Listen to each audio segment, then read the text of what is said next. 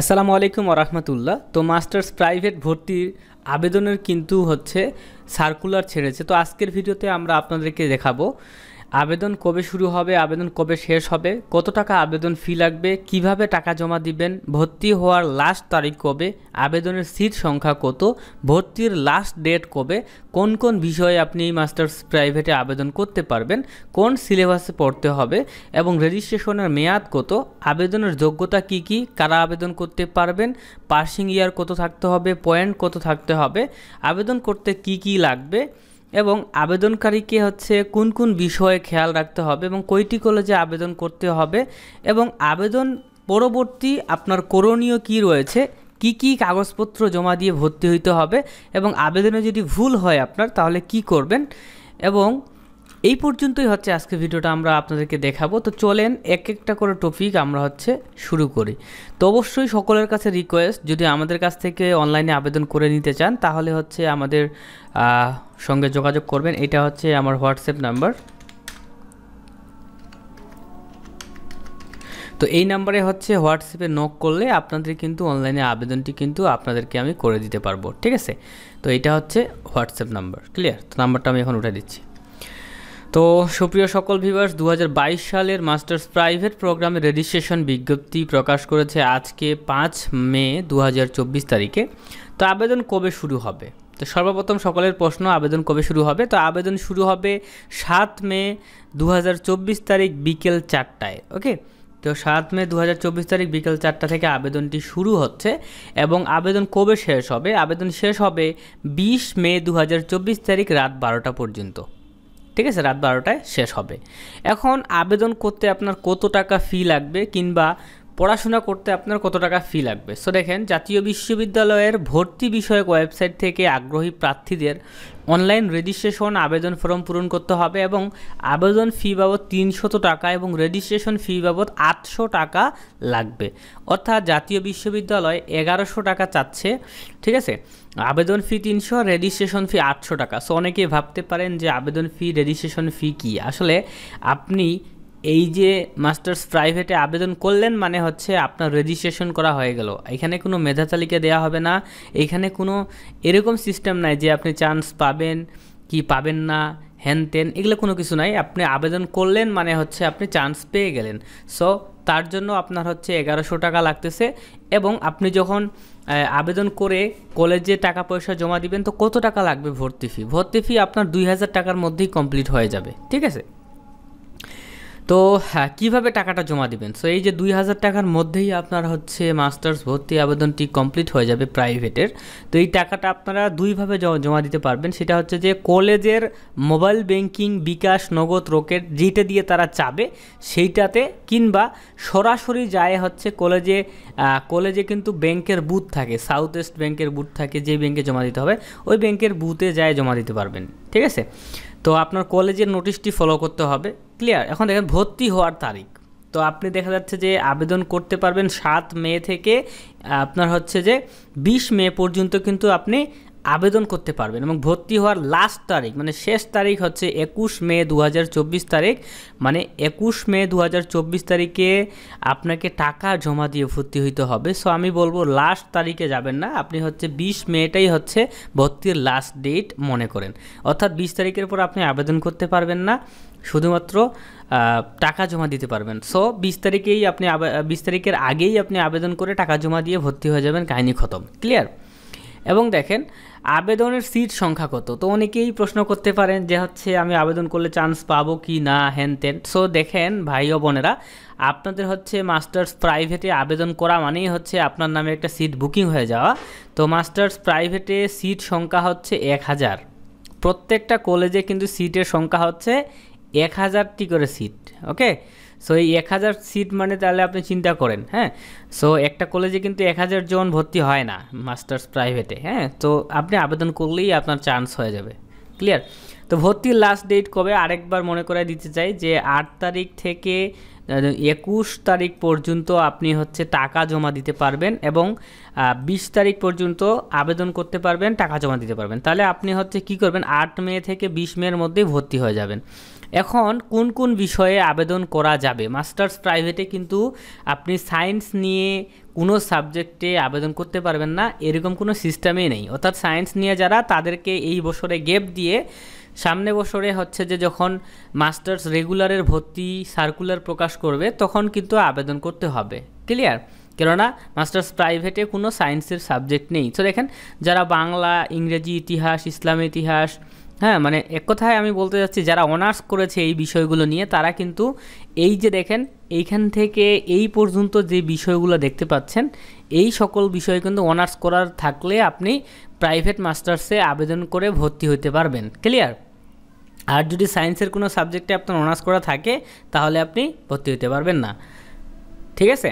তো এইখানে কী কী সাবজেক্ট আমাকে বলতে লাগবে না, এখানে আপনারা দেখতেই পাচ্ছেন সমাজবিজ্ঞান, রাষ্ট্রবিজ্ঞান, হিসাব বিজ্ঞান, ব্যবস্থাপনা, marketing, finance and banking, Islami studies, এগুলো দেখতেই পাচ্ছেন। ওকে, এখন কথা হচ্ছে যে নির্বাচিত কলেজসমূহে মাস্টার্স নিয়মিত প্রোগ্রামে উল্লেখিত বিষয়সমূহ অধিভুক্ত থাকলে শুধুমাত্র এই সকল বিষয়ে মাস্টার্স প্রাইভেটে আবেদন করতে পারবেন।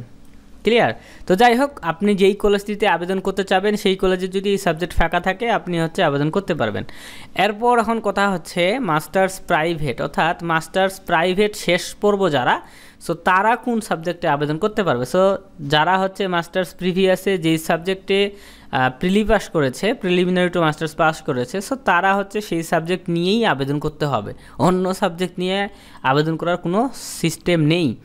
কোন সিলেবাসে পড়তে হবে? সো দেখেন, আপনি যদি চান্স পেয়ে যান, আপনার অবশ্যই পড়াশোনার একটা বিষয় আছে, যেহেতু মাস্টার শেষ পড়ব, তো সেই ক্ষেত্রে আপনাকে বলা হচ্ছে 2021-22 শিক্ষাবর্ষের যেই সিলেবাস, এই সিলেবাস অনুযায়ী কিন্তু আপনাকে পড়াশোনা চালিয়ে যেতে হবে।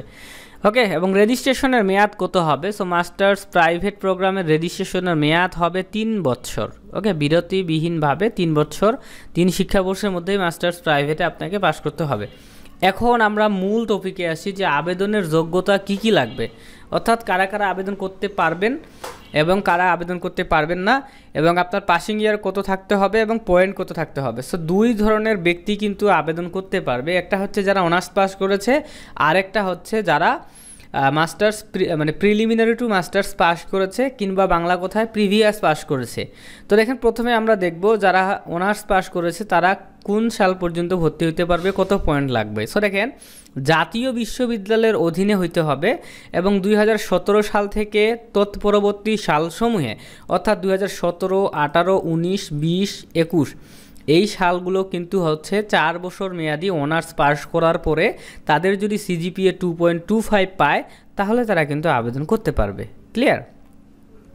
তবে এখন কারা আবেদন করতে পারবে না, এখানে দেখেন, যারা হচ্ছে 4 বছর অনার্স পাস করেছে, 4 বছর মেয়াদি অনার্স মানে পড়েছিল, বাট বিভিন্ন কারণে দেখা যাচ্ছে যে ফেল করেছে বা বিভিন্ন কারণে তাকে ডিগ্রির সার্টিফিকেট ধরাই দেওয়া হয়েছে হাতে, সো তারা আবেদন করতে পারবে না। ওকে, এবং এইদিকে আমি হচ্ছে রাখছি যারা হচ্ছে প্রিভিয়াস পাস করেছে তারা আবেদন করার যোগ্যতা তাদের কি লাগবে। সো তাদেরকেও হচ্ছে জাতীয় বিশ্ববিদ্যালয়ের অধীনে কিন্তু হচ্ছে প্রিলি পাস করতে হবে এবং 2017 সাল, 18 সাল, 19 সাল, 20 সাল পর্যন্ত যারা প্রিলিমিনারি টু মাস্টার্স কিংবা প্রথম পর্ব মাস্টার্স পাস করেছে, নিয়মিত বা প্রাইভেট যেটাই থাকেই পাস করুক না কেন, তারাও হচ্ছে যদি 2.25 পায় সিজিপিএ বা জিপিএ যেটাই বলেন, তারা আবেদন করতে পারবে। তাহলে এই 2 জন হচ্ছে আবেদন করতে পারবে। ঠিক আছে? তো দেখেন, আবেদন করতে কি কি লাগবে আমাদের এটা জানা খুবই জরুরি যে আবেদন করার জন্য আমাদের কি কি লাগবে। সো দেখেন, আবেদনকারীর স্নাতক সম্মান মানে আবেদনকারীর অনার্স পাস কিংবা প্রথম পর্ব মাস্টার্স পাস পরীক্ষার রোল নাম্বারটি লাগবে। সো আপনি যদি অনার্স থেকে মাস্টার্স প্রাইভেটে আবেদন করতে চান তাহলে অনার্স পরীক্ষার রোল, আর আপনি যদি প্রিভিয়াস পাস করার পরে মাস্টার্সে আবেদন করতে চান তাহলে আপনার হচ্ছে যে আপনি ডিগ্রি পাস করেছেন না, ডিগ্রি পাস এবং হচ্ছে যে প্রিলিমিনারি টু মাস্টার্স পাসের রোল লাগবে, তারপর রেজিস্ট্রেশন নাম্বার লাগবে, কয় সালে পাস করেছেন সেইটা লাগবে, এবং একটি মোবাইল নাম্বার লাগবে। ঠিক আছে? অর্থাৎ অনার্স থেকে করেন আর হচ্ছে যে প্রিলিমিনারি টু মাস্টার্স পাস করেন, সো আপনাদের এই 4টা জিনিস লাগবে, এবং ইমেল অ্যাড্রেস সঠিকভাবে এন্ট্রি দিতে হবে এবং পাসপোর্ট আকারের একটা ছবি লাগবে। ক্লিয়ার? এবং এই ছবিটা কিন্তু সম্প্রতি তোলা হইতে হবে, মানে আপনার দেখা যায় 4-5-6 মাস 1 বছর আগের ছবি তোলা আছে ওই ছবিটা দিয়ে দিবেন না, এইটা কিন্তু হবে না। ঠিক আছে, ছবিটা কিন্তু সম্প্রতি 2-4 দিনে তুলছেন এরকম ছবি হইতে হবে। এবং দেখেন ছবিটা অবশ্যই ভালো দিবেন। আর আমি আপনাদেরকে বলবো সাদা ব্যাকগ্রাউন্ডে ছবি দেওয়ার চেষ্টা করবেন, এটা সবচেয়ে স্ট্যান্ডার্ড। ঠিক আছে, ক্লিয়ার বিষয়টা। এবং অঙ্গীকার নামা একটা লাগবে, যে অঙ্গীকার নামাটা হচ্ছে আপনাদেরকে স্ক্যান করে অনলাইনে আপলোড করতে হবে। সো অঙ্গীকার নামাটা কি, এটা নিয়ে আমাদের কিন্তু অলরেডি ছোট্ট একটা ভিডিও আছে, ওইটা দেখলেই বুঝতে পারবেন অঙ্গীকার নামাটা কি। ঠিক আছে, তো দেখেন আরেকটা বিষয় যেটা খুব গুরুত্বপূর্ণ, সেটা হচ্ছে যে আবেদনকারীকে আবেদন করার সময় জেন্ডার আছে না, জেন্ডার মানে আমরা সবাই জানি লিঙ্গ, তো লিঙ্গ পুরুষ না মহিলা এটা কিন্তু সিলেক্ট করে দিতে হবে। হ্যাঁ, তো দেখেন যদি কেউ ইচ্ছাকৃতভাবে জেন্ডার সমস্যা হয় কিংবা আবেদন করার সময় দেখা যাচ্ছে একজন ছেলে জেন্ডার দিয়েছে ফিমেল, তাহলে কিন্তু তার কাছে কিন্তু যে এই যে দেখেন, আচ্ছা কী লিখছে আমরাকে পড়ি, ইচ্ছাকৃত অথবা জেন্ডার ত্রুটির কারণে কোনো পুরুষ আবেদনকারী মহিলা কলেজে আবেদন করলে তার আবেদন বাতিল বলে গণ্য হবে। সো দেখতে পাচ্ছেন যদি কেউ হচ্ছে মেয়ে হয়ে থাকে, দেখা যাচ্ছে ভুলে ছেলের মানে জেন্ডার দিয়ে দিছে, কিংবা ছেলে হয়ে থাকে মেয়ের জেন্ডার দিয়ে দিছে, তাহলে তার আবেদনটা বাতিল হয়ে যাবে। তো দেখেন কয়টি কলেজে আবেদন করতে হবে। সো আপনাকে আবেদন করতে হবে শুধুমাত্র একটি কলেজে, আপনি যেই কলেজে আবেদন করবেন সেই কলেজেই কিন্তু আপনি হচ্ছে চান্স পেয়ে যাবেন। আবেদন করা মানেই হচ্ছে চান্স হয়ে যাওয়া, ক্লিয়ার। তো 65টা কলেজের লিস্ট কিন্তু দেওয়া রয়েছে, আমি ভিডিও শেষে লিস্ট দেখাবো। ওই 65টা কলেজের মধ্যে আপনার জেলায় বা আপনার এলাকায় যেই কলেজটি আছে ওই কলেজে আপনি আবেদন করে ভর্তি হতে পারবেন, ক্লিয়ার। তো দেখেন আবেদন করার জন্য এই যে ছবির সাইজ করতে হবে 120x150 পিক্সেল, এইগুলো আমরা হচ্ছে সামনে আস্তে আমাদের চ্যানেলটি সাবস্ক্রাইব করে রাখলে আপনারা আস্তে আস্তে দেখতে পাবেন যে কিভাবে মোবাইলের মাধ্যমে বা কম্পিউটারের মাধ্যমে আবেদন করতে হচ্ছে। এবং সবচেয়ে গুরুত্বপূর্ণ বিষয়, আপনারা যদি কেউ হচ্ছে অলরেডি মাস্টার্স নিয়ে পড়াশোনা করেন জাতীয় বিশ্ববিদ্যালয়ে বা অন্য কোনো, ঠিক আছে, কোথাও, তাহলে অবশ্যই আপনাকে ওই ভর্তিটা বাতিল করে আসতে হবে, তা না হলে কিন্তু আপনি এইখানে ভর্তি হতে পারবেন না। এইটাই হচ্ছে এইখানে বলে দিছে। ওকে, তো দেখেন আবেদন করার নিয়ম ও আবেদন পরবর্তী আপনার কি করতে হবে, কি কাগজপত্র লাগবে, এটা আমরা এখন জানবো। তো দেখেন সর্বপ্রথম আপনি যেই তথ্যগুলো আমি বলছি যে লাগবে, ওই তথ্যগুলো নিয়ে কম্পিউটারের দোকানে যাবেন, কিংবা আপনি নিজেই কম্পিউটারে বসে আবেদনটা করবেন এবং ছবি সহ সকল তথ্য পূরণ করে সাবমিট করবেন। সাবমিট করার পর আপনার হচ্ছে যে একটা রোল নাম্বার এবং পিন নাম্বার দিবে, ওই পিন নাম্বারটা দিয়ে লগ ইন করে আপনার হচ্ছে একটি ফর্ম ডাউনলোড করতে হবে। ওই ফর্মটি A4 সাইজ কাগজে হচ্ছে আপনাকে প্রিন্ট করতে হবে। হ্যাঁ, প্রিন্ট করার পরে আপনার কি কাগজপত্র লাগবে এখানে দেখেন, এই যে আবেদন ফর্মের সঙ্গে আবেদনকারীর স্নাতক পাস সম্মান, মানে আপনি যদি অনার্স থেকে আবেদন করেন তাহলে অনার্স পরীক্ষার সত্যায়িত নম্বরপত্রটা অবশ্যই লাগবে। নম্বরপত্র বুঝেন তো? হ্যাঁ, আপনার হচ্ছে মার্কশিটটা লাগবে এবং রেজিস্ট্রেশন কার্ডে সত্যায়িত কপি লাগবে। হ্যাঁ, মানে মার্কশিট, রেজিস্ট্রেশন কার্ড এবং সার্টিফিকেটও লাগতে পারে। হ্যাঁ, এবং দ্বৈত ভর্তি সংক্রান্ত অঙ্গীকারনামার কপি, যখন আপনি অনলাইনে আবেদন করবেন তখন কিন্তু অঙ্গীকারনামা থাকবে, ওই অঙ্গীকারনামার কিন্তু এই কপিটা লাগবে। হ্যাঁ, এবং আবেদন ফি বাবদ যে টাকাটা জমা দিয়েছেন সেই জমাকৃত টাকার রসিদ লাগবে। এগুলা হইলেই আপনি আবেদন করতে পারবেন, ঠিক আছে। আর বিভিন্ন কলেজে বিভিন্ন কাগজপত্র চায়, ওগুলো দেখে নেবেন, দেখে জমা দিলেই কিন্তু আপনার আবেদনের কাজ শেষ। এবং আপনার হচ্ছে যে ওই যেই কলেজে আবেদন করবেন ওই কলেজের প্রিন্সিপাল আপনার হচ্ছে যে ওইখানে সিল টিল মারে, স্বাক্ষর টাক্ষর দিয়ে আপনার আবেদনের স্টুডেন্ট কপিটা আপনাকে দিয়ে দিবে এবং আপনার 100% আবেদন কিন্তু করা হয়ে গেল, ঠিক আছে। তাহলে বাংলা কথা হচ্ছে আবেদন করার পর একটা ফর্ম পাবেন, ফর্মটাতে ছবি লাগাবেন, ছবি যদি লাগা থাকলো তাহলে আপনি স্বাক্ষর করে জাস্ট খালি এই যে রেজিস্ট্রেশন কার্ড, মার্কশিট, তারপর হচ্ছে যে আপনি যে টাকা জমা দিয়েছেন সেইটার রসিদ এবং অঙ্গীকারনামার কপি, এগুলা জমা দিলেই আপনার আবেদন শেষ। তো আবেদন যদি ভুল হয় তাহলে কি করবেন? দেখেন আবেদন আপনার ভুল হলে শুধুমাত্র একবার সংশোধন করতে পারবেন। তো আবেদন হচ্ছে ভুল করা যাবে না, যদি ভুল হয় তাহলে আপনারা কিন্তু মাত্র একবার সংশোধন করতে পারবেন, ঠিক আছে। এবং সংশোধন করার জন্য আপনার যেই মোবাইল নাম্বারটা দিবেন ওই মোবাইল নাম্বারটাতে কিন্তু একটা SMS আসবে, যেটাকে বলা হচ্ছে OTP কোড আসবে। ওই OTP কোডটা বসায় তারপরে ক্যান্সেল করতে হবে, তা না হলে পারবে না। সো আবেদন করার সময় অবশ্যই নিজের মোবাইল নাম্বার দিবেন, কোনো কম্পিউটারের দোকানদারের নাম্বার দিবেন না, আপনার বাবার নাম্বার দিবেন না, শুধুমাত্র আপনার নিজের নাম্বার দিবেন যেই সিমটি আপনি সবসময় ব্যবহার করতেছেন, ঠিক আছে। ওই সিমের নাম্বার দিবেন, তাহলে কোথাও ভুল হলে আবেদনটি বাতিল করে আরেকবার সুযোগ পাবেন আপনি কিন্তু আবেদন করার, ঠিক আছে। সো দেখেন, আবেদনকারী শুধুমাত্র একবারই ফর্ম বাতিলের সুযোগ পাবে। কলেজ কর্তৃক আবেদন ফর্ম নিশ্চয়ন করা হলে ওই আবেদনকারী আর ফর্ম বাতিল করতে পারবে না। তো এখন এটাই ছিল মূলত আমাদের আজকের ভিডিওটি। আর বিষয়টা হচ্ছে যে 65টা কলেজের লিস্ট, এটা আপনাদেরকে আমি একটু দেখাই দেই, তাহলে আপনারা বুঝতে পারবেন যে কোন কলেজটি আপনার এলাকায় আছে, কোন কলেজটি নেই। তো এই যে স্ক্রিনে দেখতে পাচ্ছেন, এই সম্পূর্ণ নোটিশটাই কিন্তু আমি এতক্ষণ হচ্ছে আপনাদেরকে পড়ে পড়ে শোনাইলাম। তো এইখান থেকে সবচেয়ে নিচে আমরা যদি একটু লক্ষ্য করি, তো সেই ক্ষেত্রে দেখতে পাচ্ছি যে 2022 সালের মাস্টার্স প্রাইভেট প্রোগ্রাম রেজিস্ট্রেশন আবেদনের জন্য নির্বাচিত কলেজের তালিকা। এখানে দেখেন এই যে কলেজের নাম এবং জেলার নাম কিন্তু লেখা আছে। হ্যাঁ, দেখেন প্রত্যেকটা লেখা আছে। এইখান থেকে আপনার এলাকায় যেই কলেজটি আছে ওই কলেজে আপনি আবেদন করতে পারবেন। যেমন আমি হচ্ছে রংপুরের একজন ছেলে, সো আমি দেখি রংপুরের কোন কলেজটি রয়েছে। তো এই যে দেখেন, আমি দেখি, এই যে দেখেন কারমাইকেল কলেজ রংপুর, এই কলেজে কিন্তু আমি আবেদন করতে পারবো। ঠিক আছে, এবং সাপোজ কোথার কথা সিলেটের কোনো কলেজ আছে কিনা আমি একটু দেখি এখানে লিস্টটাতে।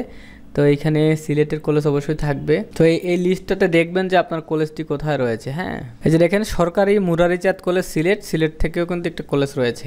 তো এইখান থেকে যেই কলেজগুলো আছে প্রত্যেকটাতেই আপনি হচ্ছে 1000টি করে সিট পাবেন আবেদন করে ভর্তি হওয়ার। তো যেদিন আবেদন শুরু হবে ওই দিনেই হচ্ছে আপনি 8 তারিখেই আবেদন করে আপনি কিন্তু হচ্ছে কলেজে 9 তারিখে যায় টাকা পয়সা দিয়ে ভর্তি হয়ে যাবেন। আপনার কাজ ক্লিয়ার। তাহলে মূল কথা হচ্ছে আপনাকে আবেদন করতে হবে 8 তারিখ থেকে 20 তারিখের মধ্যেই আবেদন করে টাকা পয়সা জমা দিতে হবে। তো এটাই ছিল ভিডিও, লাইক করে দিবেন। আল্লাহ হাফেজ।